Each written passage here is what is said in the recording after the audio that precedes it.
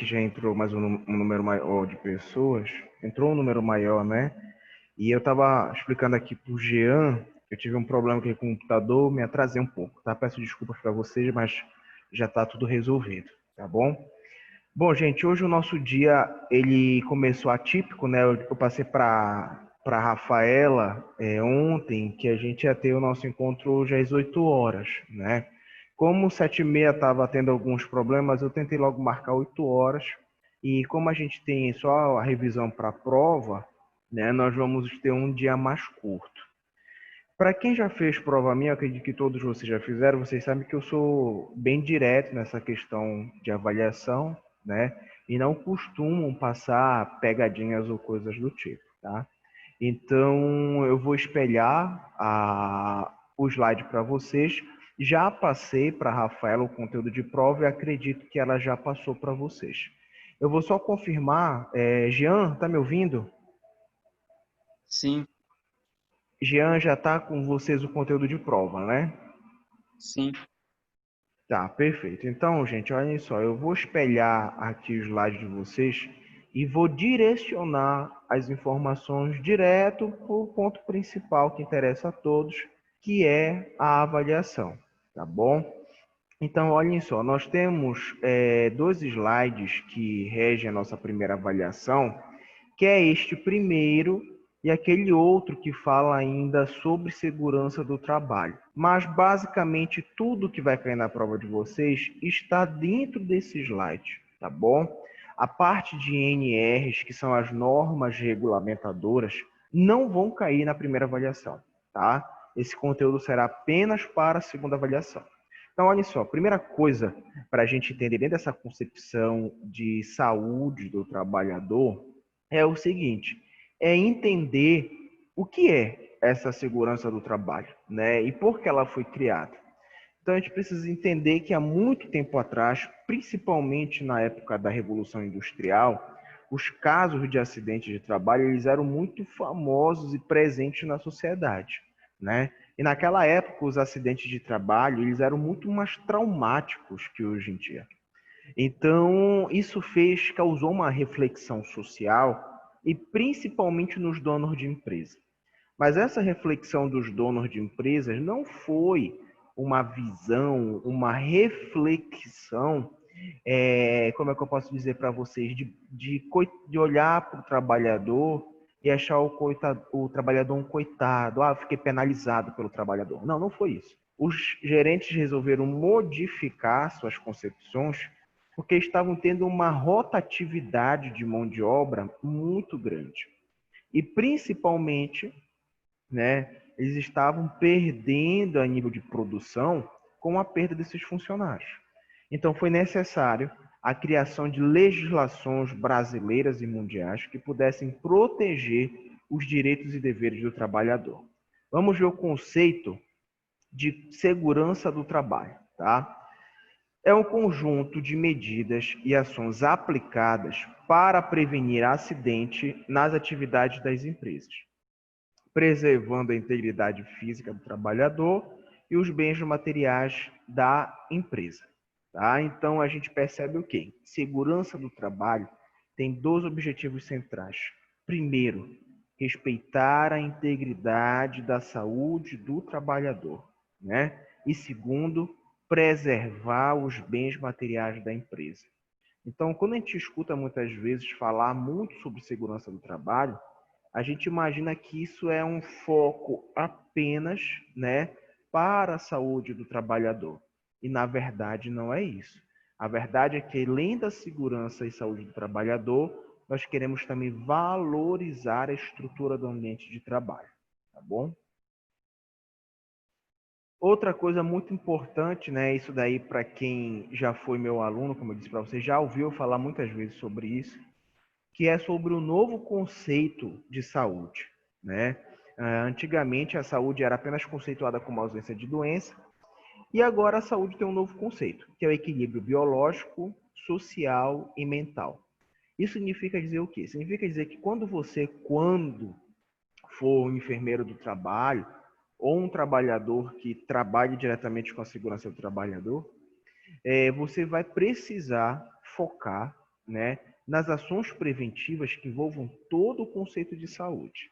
Então, por exemplo, eu não posso me preocupar apenas com aquele indivíduo porque ele pode cair, porque ele pode escorregar, porque ele pode pegar Covid-19, mas eu tenho que me preocupar no âmbito social, porque se lá na rua da casa dele é uma área extremamente violenta, esse cara já vai trabalhar ansioso, porque a família dele ficou lá naquela rua, ele vai trabalhar preocupado, e isso vai diminuir a produtividade dele.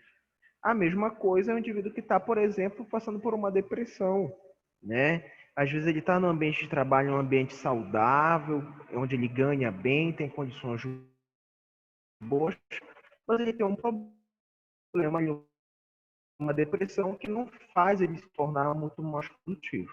Por isso, o trabalho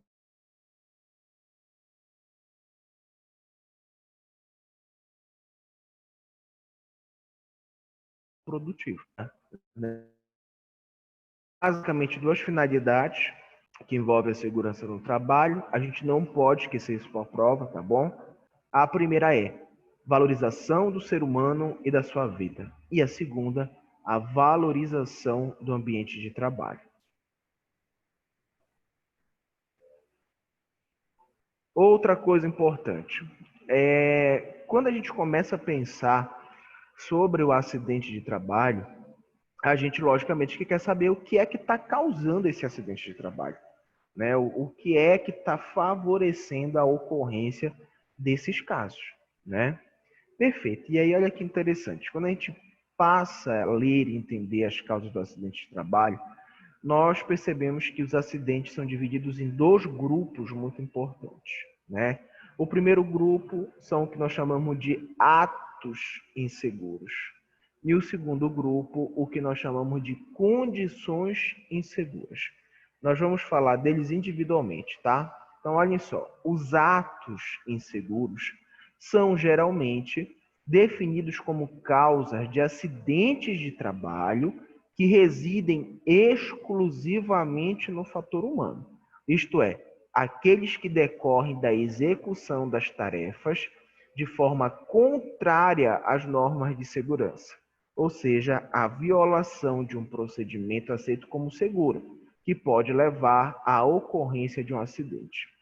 O que é que isso quis dizer? Atos inseguros estão relacionados com as atitudes que nós, seres humanos, podemos fazer no ambiente de trabalho, que são atividades ou atitudes impróprias. Então, por exemplo, o enfermeiro, quando ele vai administrar uma medicação e ao mesmo tempo ele está com o celular no ouvido, ele está mexendo em outra coisa, ele está assumindo um risco de sofrer um acidente ocupacional. Isso é um ato seguro. Quais são os exemplos que nós temos? Agir sem permissão, brincar em local de trabalho, dirigir perigosamente, não usar o EPI, que é o equipamento de proteção individual, ou seja, é uma responsabilidade assumida pelo indivíduo. Só lembrando, gente, uma coisa importante, que é o seguinte: não esqueçam, tá? Isso é muito importante, que todo o ambiente de trabalho ele oferece riscos para o trabalhador. Então, professor, eu trabalho numa loja, no comércio, no supermercado, no escritório de advocacia. Todo o ambiente de trabalho ele vai oferecer riscos de alguma forma, tá? E quando a gente percebe um risco, a gente tenta neutralizá-lo o máximo possível, mas dificilmente a gente consegue eliminá-lo. E quando a gente não consegue eliminá-lo, o indivíduo usa, por exemplo, o EPI para se proteger contra aquele risco, tá bom? Ó, aqui nós temos uma imagem de um exemplo, né, que fala sobre atos inseguros. O indivíduo aqui ele está carregando um combustível, um material tóxico, que ele assumiu o risco, não tampou, não está de máscara. Então, infelizmente, ele está se propondo a ficar exposto a esses riscos, tá? Se a gente for olhar aqui em cima, as tampas estão todas aqui, mas mesmo assim ele não está utilizando. Já as condições inseguras, olhem só, são aquelas que, presentes no ambiente de trabalho, comprometem a segurança do trabalhador e a própria segurança das instalações dos equipamentos. Então, a condição insegura já vão ser as características no ambiente de trabalho, tá?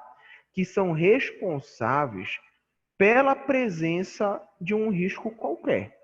Então, por exemplo, quando você está no ambiente de trabalho e você não tem luminosidade correta, quando você tem desnível no solo, quando o solo é de um material não que ajuda, na verdade, você a escorregar e tudo mais, tudo isso é uma condição insegura. Ou seja, isso não tem nada a ver com as atividades exercidas pelo indivíduo, tá bom? Essa imagem foi uma imagem que a gente já viu, né, há umas aulas atrás, e aqui a gente consegue pontuar várias atividades e condições inseguras, né? Então, entre as atividades inseguras, nós temos, por exemplo, trabalhador andando com uma escada no pescoço, usando calçado não apropriado, né, para o ambiente de trabalho. O outro está carregando o carrinho de mão com uma carga superior à que ele resiste. O outro está fumando perto de uma máquina de eixo, né? Ou seja, ele não está nem usando EPI. Então, isso são atos inseguros. Já as condições inseguras estão presentes no ambiente. Então, nós temos ali, ó, desnível no solo, nós temos presença de animais, nós temos infiltração, nós temos fio elétrico descascado, né? E olha que coisa interessante. A gente falou de atos inseguros e condições inseguras. A grande parte, a grande porcentagem dos acidentes ocupacionais hoje estão relacionados aos atos inseguros. Ou seja, a grande parcela dos acidentes no Brasil e até no mundo estão associados ainda ao comportamento individual de cada um, tá?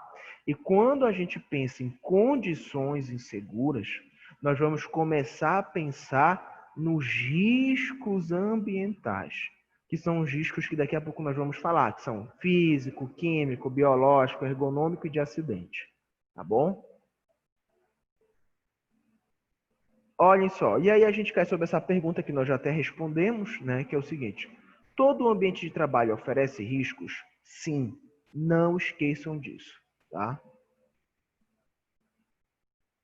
Bom, como eu comentei com vocês, olhem só, os atos inseguros, eles representam 86%. Então, se vocês tivessem uma questão na prova ou alguém perguntasse para vocês assim, bom, já que os atos inseguros correspondem a 86%, né, dos casos de acidente de trabalho, o que será que poderia ser feito para reduzir essa porcentagem? Nós temos, por exemplo, educação em saúde, educação continuada, os treinamentos ou especializações na área específica, tudo para fazer o quê? Para amadurecer a concepção desse trabalhador e ajudá-lo a ter um exercício profissional bem melhor, tá bom? E o ambiente de trabalho? Olhem só, é o espaço físico onde o empregado desenvolve suas atividades a favor de seu empregador, o mesmo que local de trabalho, podendo ser considerado como tal a área interna ou externa da empresa. Por que esse conceito é importante para a gente? Principalmente para a nossa prova. É para entender o seguinte, gente, tudo, preste atenção na palavra que eu estou usando com vocês, tudo o que acontece relacionado com a integridade da saúde do trabalhador, do ambiente de trabalho, corresponde a uma importância para a empresa, tá? Então, vou dar um exemplo para você. Professor, o cara estava trabalhando, tem um coqueiro lá fora da trabalho. Um coco caiu, atravessou o forro e caiu na cabeça dele. Isso é acidente de trabalho? É. Ó, professor, ele estava trabalhando numa loja, chegou um assaltante e cortou ele com uma faca. Isso é acidente de trabalho? É, tá? Ó, professor, o cara trabalha num banco. Assaltaram ele, apontaram a arma para a cabeça dele, né? Aí, mas ele não ficou machucado, mas ele ficou com muita ansiedade. É acidente de trabalho, gente, tá? Que pode ser configurada como uma doença profissional. Então, é assim, nós precisamos entender que aconteceu no ambiente de trabalho é uma coisa que nós precisamos ficar de olho, tá bom?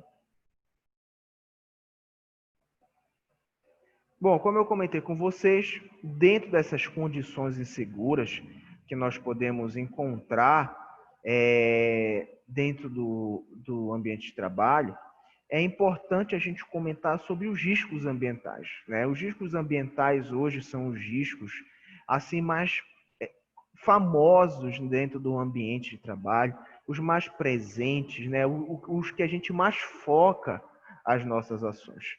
E olhem só, esses riscos ambientais, eles são divididos de 5 formas. Não esqueçam isso, tá?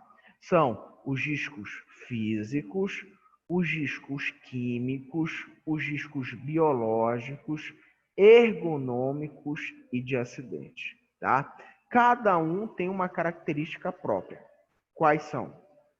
Risco físico. O risco físico, ele é representado pelas forças da natureza. Os elementos como vibração, calor, ruído. Muita gente confunde risco físico com risco de acidente. E ó, não é a mesma coisa, tá bom? Risco físico. Outros exemplos, radiação, por exemplo, técnico em radiologia que trabalha lá com aquela radiação, isso é um risco físico. Pressão anormal, entre outros, tá? Risco químico, que é o vermelho, como o próprio nome já diz, está associado a características químicas dos elementos. Poeira mineral, poeira alcalina, fumos, neblina, gases. Só lembrando, gente, o seguinte, o enfermeiro, ele é um profissional que, dependendo da área de atuação dele, hospital, unidade, clínica, seja onde for, ele pode estar exposto a todos esses riscos. O químico, o biológico, de acidente, ergonômico, entre outros quaisquer, tá bom? Risco biológico. Risco biológico também já é muito famoso, é um dos riscos mais presentes na área da saúde e está associado aos micro-organismos que a gente já conhece, como vírus, bactéria, protozoário, fungo, entre outros. Os riscos ergonômicos, eles também são muito importantes para a área da saúde, principalmente para a enfermagem.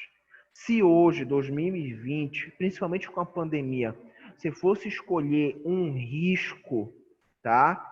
Que fosse o mais circunstancial e importante para a enfermagem, seria o risco ergonômico, tá? Porque o risco ergonômico ele está incluído o estresse ocupacional, o controle rígido de produtividade, o trabalho em turno e noturno e as longas jornadas de trabalho. Ou seja, né, tudo que a enfermagem enfrentou de mais massificante esse ano está dentro dos riscos ergonômicos, tá bom?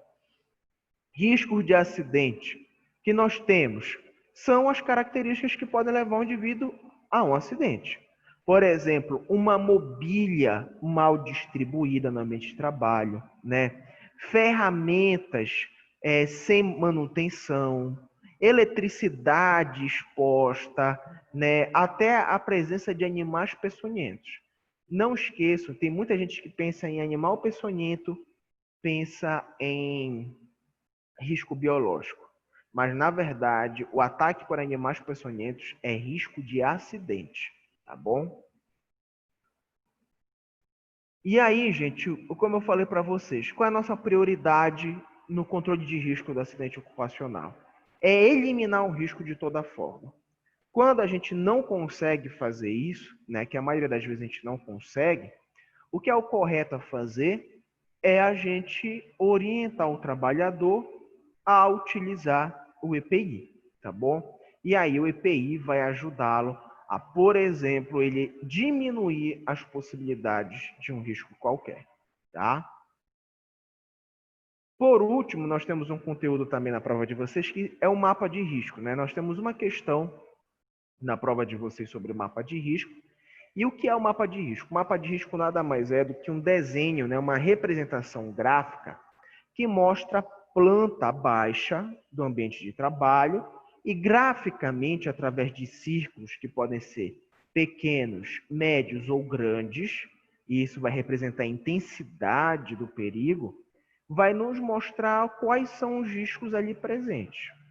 Mas olha que detalhe, o mapa de risco não foi feito apenas para o trabalhador daquela empresa. Ele foi feito também para orientar as pessoas, né, que podem visitar a empresa, que passam pela empresa às vezes, né, como motoboy e outros quaisquer. Só lembrando, gente, que o mapa de riscos não é para ficar guardado dentro de uma sala, não é para ficar guardado numa pasta lá na sala do gerente. Ele precisa ficar exposto em uma área bem acessível e com uma visibilidade muito boa, tá bom? E aí, quem desenvolve o mapa de riscos é a CIPA, que é a Comissão Interna de Prevenção de Acidentes, tá bom? Aqui nós temos um exemplo, né? A gente vê o marrom, que é o risco biológico, nós vemos o amarelo, que tem o risco ergonômico, entendeu? Então, o que é que acontece? A gente consegue olhar e falar, pô, lá no jardim tem risco biológico, lá no banheiro, no refeitório, na despensa, tem risco biológico. Na despensa, o risco biológico ele é pequeno, mas lá no banheiro ele já é médio. Então, isso nos ajuda a diferenciar, né, a mensurar, por exemplo, esse ambiente de trabalho. Tá bom? Gente, olhem só, isso aqui foi um exercício à parte. Eu vou dar agora algumas dicas para vocês. Vai ficar gravado aqui, mas quem quiser anotar também não tem problema. Que são coisas para vocês estudarem para a prova de vocês. Primeiro, entender o conceito de acidente de trabalho, tá? Segundo, compreender o que são atos inseguros e o que são condições inseguras, tá? Terceiro, entender o que o profissional da segurança do trabalho ou o enfermeiro do trabalho pode fazer para diminuir os riscos numa empresa. São várias coisas. Planejamento assistencial de enfermagem, aplicar protocolos de segurança, perceber, fazer campanhas educativas, educação continuada, educação em saúde, entre outros. Outra coisa importante para a gente entender: o enfermeiro, ele não é o único profissional que muitas vezes trabalha com segurança do trabalhador. Na maioria das vezes na empresa, você vai encontrar um enfermeiro do trabalho, um técnico em segurança do trabalho, entre outros, tá? Então não achem que o enfermeiro ele pega para si toda essa responsabilidade. Não, ele divide isso com os outros trabalhadores, tá? Outra coisa importante, professor, o Brasil, ele já evoluiu nos critérios de proteção e segurança da saúde do trabalhador? Sim, já. Mas ele precisa melhorar? Sim. Então, nós já melhoramos muito, mas ainda é preciso melhorar um pouco mais. Tá bom? Gente, da revisão era isso. Eu falei agora para vocês todas as questões da prova de vocês, eu tenho ela aberta aqui. Então, não faltou comentar nada especial, tá?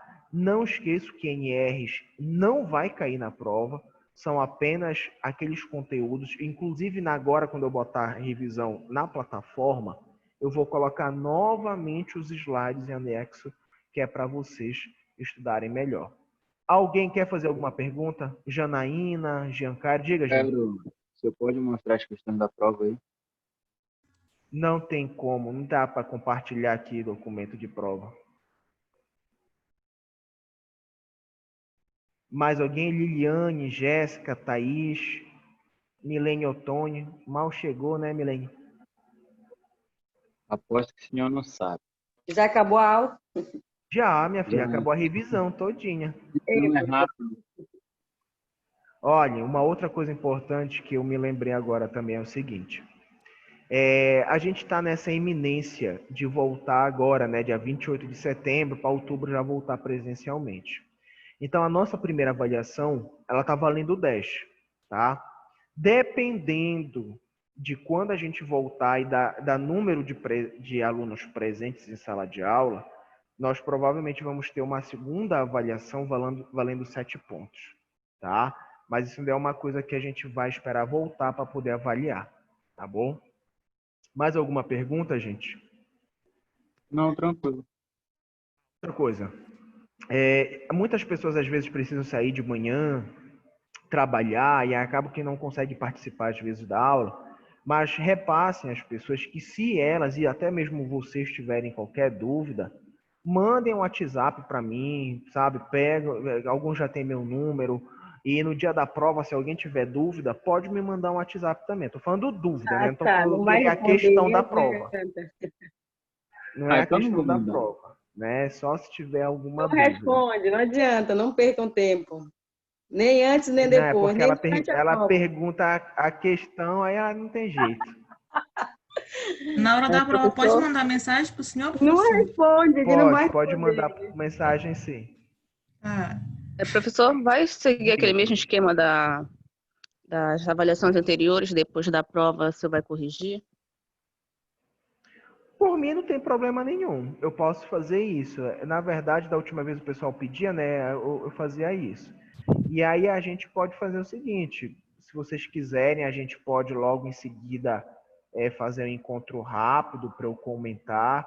Ou se vocês quiserem, eu posso mandar até um áudio, né, para a representante. Ela me fala, professor, todo mundo acabou. Ou quando bater o horário, logicamente, eu posso mandar.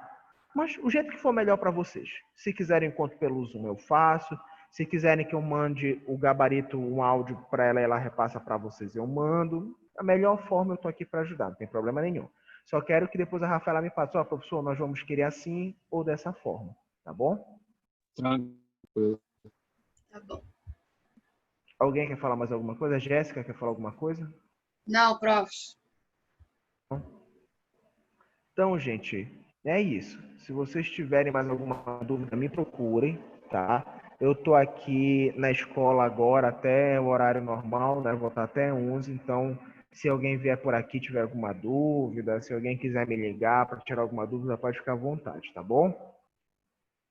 Tranquilo. Então tá, gente. Um beijo. Tchau, tchau. Tchau, prof.